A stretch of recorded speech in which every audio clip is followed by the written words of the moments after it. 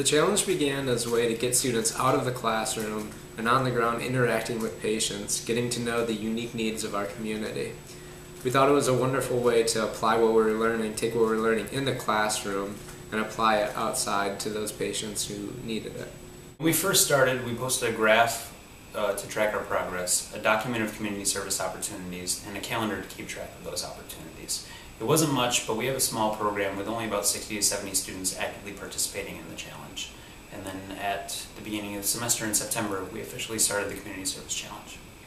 The physical therapy department already had a lot of connections for service within the community, but what was really exciting was that people were going out on their own and finding service opportunities in their own neighborhoods, and it was just a great way for us, being new to Washington, D.C., to really connect with the community and connect with this new city that we were living in. We thought that the initial burst of community service hours would slow down quite a bit once people got busy with school and other things throughout the semester, but we were really surprised to see that the level of activity stayed pretty consistent throughout the entire challenge. Each month we added about the same number of community service hours. Many individuals in our program accumulated over 40 hours of service throughout the entire challenge. And to have that level of commitment from our students on top of schoolwork and jobs and family obligations is just simply amazing.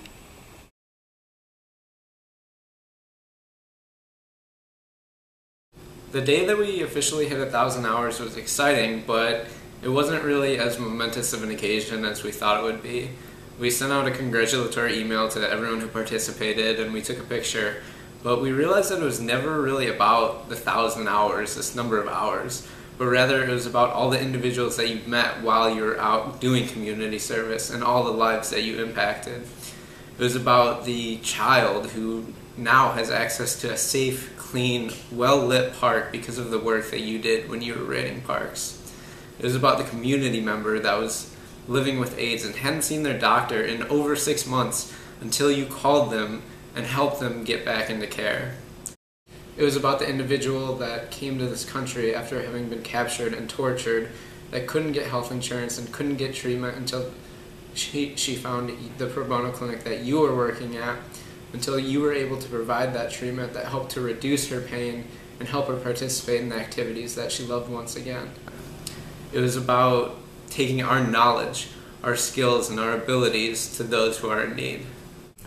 DC Park Prescription is an unusual program, basically one of its kind, frankly, in the country, where we've taken two unlikely characters, players, as it may be, physicians on the one hand who are seeing patients and park rangers, the premise of this program is to encourage physicians to prescribe outside time for children and their families. But one of the most important first steps to accomplish this goal is to find interested people who were willing to rate the parks so that we could know what's available at the parks, how safe are the parks, how accessible are the parks.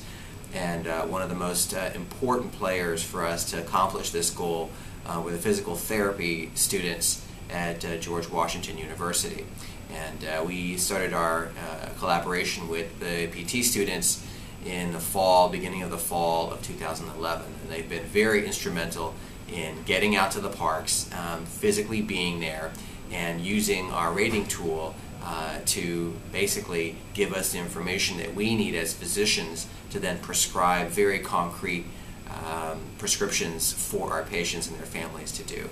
So we want to once again give a huge thank you to the physical therapy students for their interest and time as part of their service project to really push this project forward, because without their help, frankly, we are unable to make the kind of very specific recommendations from the physician to the patient as to where they can have outside space and what to find there.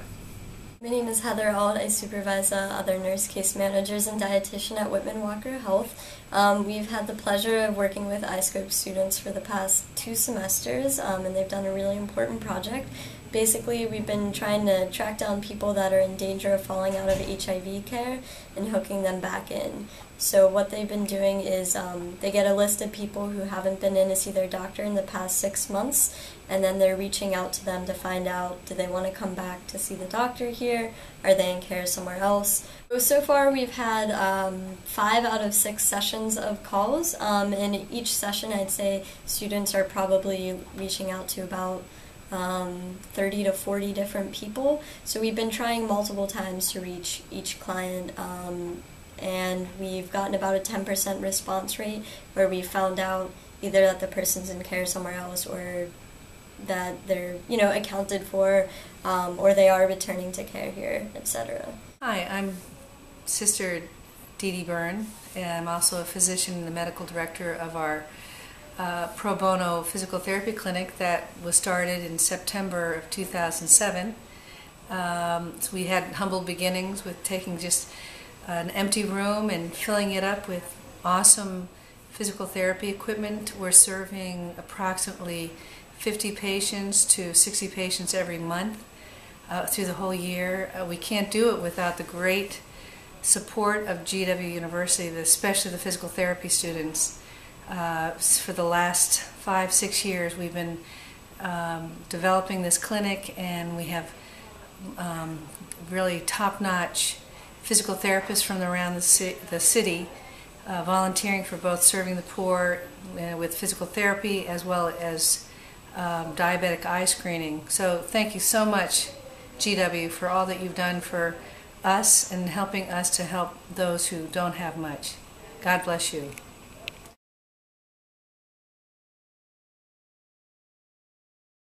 Even though the challenge has ended, our level of commitment to the community remains the same.